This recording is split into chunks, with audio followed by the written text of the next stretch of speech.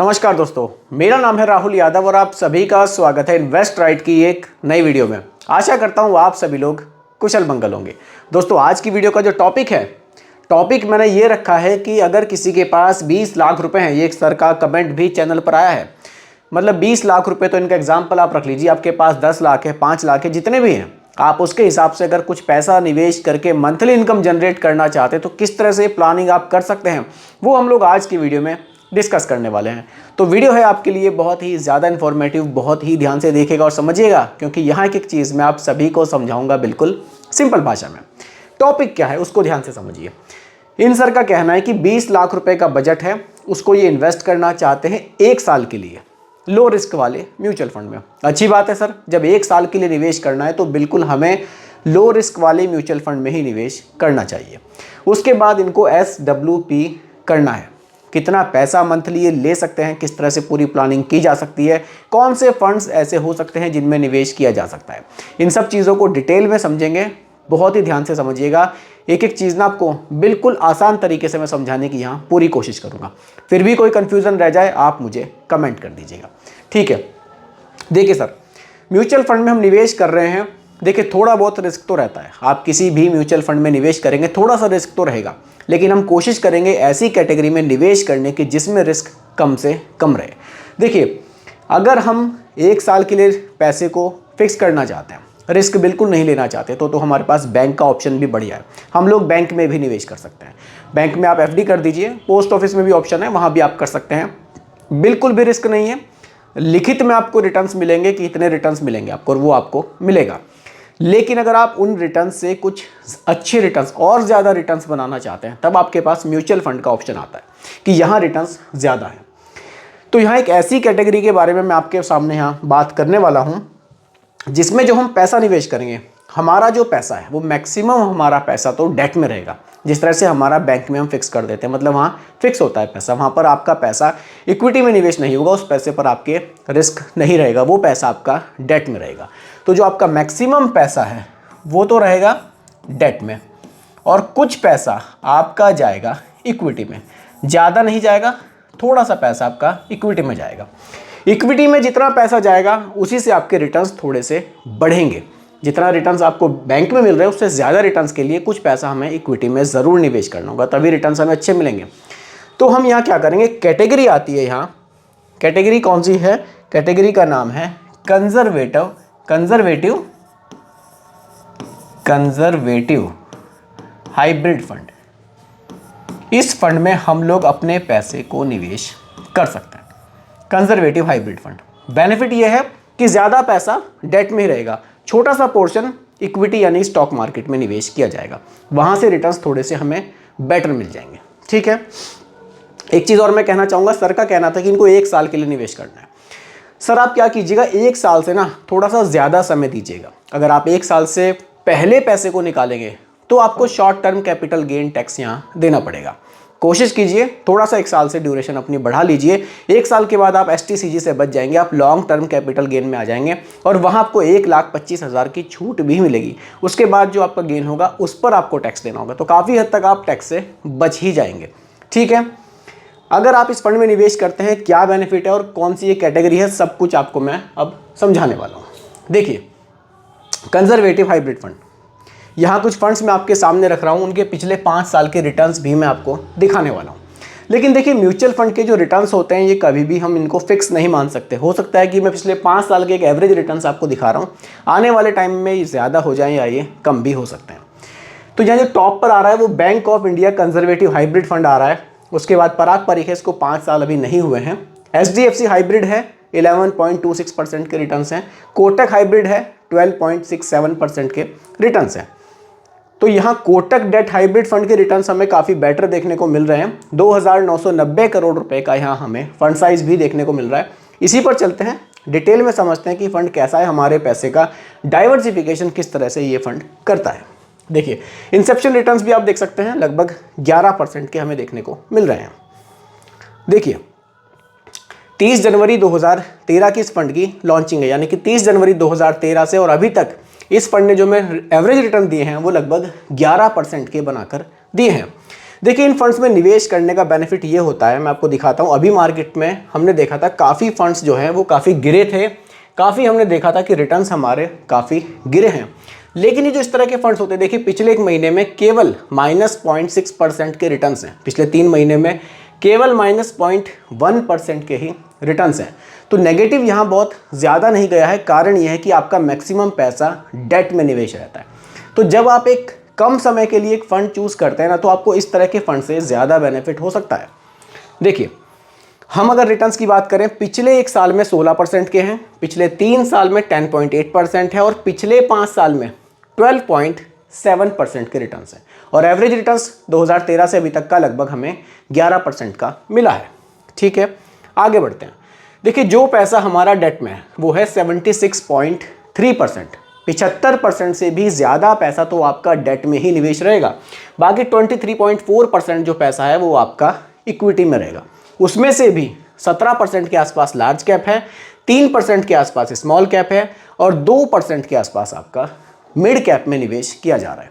ये आपके पैसे का टोटल डाइवर्सिफिकेशन है। तो देखिए कम समय के लिए इस तरह के फंड्स हमारे लिए बढ़िया हो सकते हैं। लेकिन अगर अभी भी आपको इस फंड में जोखिम लग रहा है कि हाँ थोड़ा सा जोखिम है, 23-24% का जोखिम तो है ही जो मेरा पैसा इक्विटी में जा रहा है, तो आपके लिए बढ़िया ऑप्शन रहेगा कि आप बैंक में इसकी पैसे की एफडी भी कर सकते हैं। लेकिन अगर म्यूचुअल फंड की बात है, थोड़ा सा रिस्क आप ले सकते हैं, तो इस तरह के फंड्स भी आपके लिए बढ़िया ऑप्शन है। ठीक है सर, आपने जो रिटर्न्स देखे, एवरेज रिटर्न्स हमने यहाँ देखे कि लगभग हमें 11% के देखने को मिले हैं। 11% के बहुत ज़्यादा नहीं है, लेकिन रिस्क भी यहाँ काफ़ी कम है। रिस्कोमीटर में देखेंगे तो मॉडरेट से भी कम ही रिस्क आपको यहाँ देखने को मिलेगा। ठीक है, 11% के रिटर्न्स पर भी अगर हम कैलकुलेट करें, आपका जो टोटल निवेश है सर वो है 20 लाख रुपए का। अगर आप लमसम करते हैं, लमसम आप करते हैं अपने 20 लाख रुपए का, चलिए पहले हम देखते हैं कि 1 साल में हमारा पैसा कितना बढ़ सकता है। चलिए 20 लाख है, 20 लाख, ड्यूरेशन हमारे पास 1 साल की है, 1 साल की है। रिटर्न्स हम 11 के आसपास रखते हैं। चलिए 11 से भी थोड़ा कम ही रखा है हमने, क्योंकि रिटर्न्स देखिए कम या ज़्यादा यहाँ होते रहते हैं, म्यूचुअल फंड है, हम लोग 11 से भी कम ही रख रहे हैं। तो 1 साल में आप देखेंगे जो आपका 20 लाख रुपए का निवेश है उस पर 2,18,600 रुपए के आपके रिटर्न्स बन रहे हैं। और जो आपकी फाइनल वैल्यू है 22,18,600 रुपए बन रही है। अब यहाँ ऑप्शन ये आता है कि आपके ठीक है 20 लाख से बढ़कर लगभग 22 लाख आप मान लीजिए आपके हो गए। चाहे तो आप इस पैसे को किसी और फंड में ट्रांसफ़र कर सकते हैं, वहाँ से आप SWP कर सकते हैं। आप चाहें तो फंड अच्छा है, परफॉर्मेंस फंड की अच्छी है, रिस्क भी कम है, आप चाहें तो यहीं से भी SWP स्टार्ट कर सकते हैं। SWP का मतलब है सिस्टमैटिक विड्रॉल प्लान। अब ये जो आपका पैसा है ये आपको मंथली इनकम भी बनाकर दे सकता है। कैसे दे सकता है उस पर बात करते हैं। देखिए हमारा जो 20 लाख रुपए का निवेश था, 20 लाख रुपए का, वो बढ़कर हो गया है 1 साल बाद कितना, लगभग 22 लाख रुपए। अब हम ये जो 22 लाख रुपए हैं हमारे पास, इन 22 लाख रुपए से मंथली इनकम लेना चाहते हैं। क्या लेना चाहते हैं हम? Monthly income. मंथली इनकम तो किस तरह से हम लेंगे? हम इस पैसे से SWP स्टार्ट करेंगे। देखिए जिस फंड में पैसा निवेश है चाहे तो वहीं से भी आप शुरू कर सकते हैं, कोई दिक्कत नहीं है। अब हमें मंथली जो अपना इन्वेस्टमेंट है, मतलब जो निवेश है वो है हमारा, विड्रॉल है, वो कितना लेना चाहिए? देखिए आप कोशिश कीजिए कि बहुत ज़्यादा विड्रॉल आप मत लीजिए। विड्रॉल आप कम रखेंगे तो फ्यूचर में आपका पैसा काफ़ी ग्रो भी होगा। ज़्यादा विड्रॉल करेंगे तो आपका पैसा जल्दी जल्दी ख़त्म हो जाएगा। लंबे समय विड्रॉल लेना है तो 22 लाख पर मेरे हिसाब से जो आपका विड्रॉल है वो 16,000 रुपये महीना होना चाहिए, 16,000 पर मंथ। इससे ज़्यादा विड्रॉल आप मत रखिएगा। देखिए वैसे तो आपका पैसा है, चाहे तो आप कितना भी रख सकते हैं, लेकिन 16,000 रुपये महीने का जो विड्रॉल है वो 22 लाख पर मेरे हिसाब से सफिशेंट है। अब मैं आपको SWP कैलकुलेटर में समझाता हूँ कि क्यों ये विड्रॉल आपके लिए इतना ही सफिशेंट है। देखिए जो हमारा टोटल इन्वेस्टमेंट है वो है 22 लाख रुपए, 22 लाख, ठीक है। विड्रॉल मैंने आपको कितना बताया? मैंने आपको बताया है 16,000 रुपये। 16,000 रुपये महीने का विड्रॉल है। ड्यूरेशन है हमारी, अब देखिए कितने लंबे समय तक आप पैसा लेना चाहते हैं। मानकर चलिए आप 15 साल तक हर महीने ये पैसा लेना चाहते हैं। एक्सपेक्टेड रिटर्न्स हमने देखा, हमें 14% भी मिले हैं, 12 भी मिले हैं, 10 भी मिले हैं, 11 भी मिले हैं। हम लोग एक एवरेज रिटर्न एग्जाम्पल के लिए यहाँ 11 रख रहे हैं। ये कम ज़्यादा हो सकता है, ये चीज़ आप ध्यान रखिएगा। जो हमें पास्ट में मिला है उसके आधार पर 11% पर कैलकुलेशन कर रहे हैं। देखिए अब ध्यान से समझिए, 22 लाख रुपए का निवेश था, 16,000 रुपये महीने का हमने विड्रॉल लिया, तो जो हमने टोटल विड्रॉल किया वो किया 28,80,000 रुपये का। उसके बाद भी जो हमारे पास पैसा बचेगा 15 साल बाद वो बचेगा 35,93,498 रुपये। अगर हम विड्रॉल को बढ़ा देंगे तो ये बैलेंस हमारे पास नहीं बचेगा लास्ट में। अगर आप अपने पैसे को ग्रो भी कराना चाहते हैं समय के साथ साथ, तो विड्रॉल आप इतना ही रखिए। 20-22 लाख का निवेश है, 15 से 16,000 का विड्रॉल सफिशिएंट है। मैं आपको समझा देता हूं एग्जांपल से। मान लीजिए किसी को लग रहा होगा यार 16,000 का विड्रॉल कम है, मुझे यहाँ 20 रखना चाहिए। 20 रख के देख लेते हैं। अगर आप 20,000 रुपये महीना लेंगे तो फाइनल बैलेंस 18,60,000 रुपये बचेगा। वहीं अगर आप और बढ़ा देते हैं, आप यहाँ 22,000 महीना लेते हैं तो फाइनल बैलेंस बचेगा 9,93,000।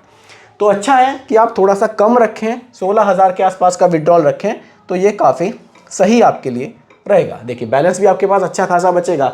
वहीं अगर आप ड्यूरेशन जो 15 साल थी उसको बढ़ाकर अगर आप 20 साल कर दें कि मैं 20 साल तक इस प्लान को कंटिन्यू रखूँगा, तो 20 साल तक आप हर महीने 16,000 रुपये भी लेते रहेंगे और फाइनल बैलेंस आपके पास लगभग 48 लाख रुपए का यहाँ बच सकता है। तो दोस्तों ये बढ़िया एक खूबसूरती लगती है SWP प्लान की कि यहाँ आपका पैसा बढ़ता भी है और आप यहाँ विड्रॉल भी हर महीने ले सकते हैं।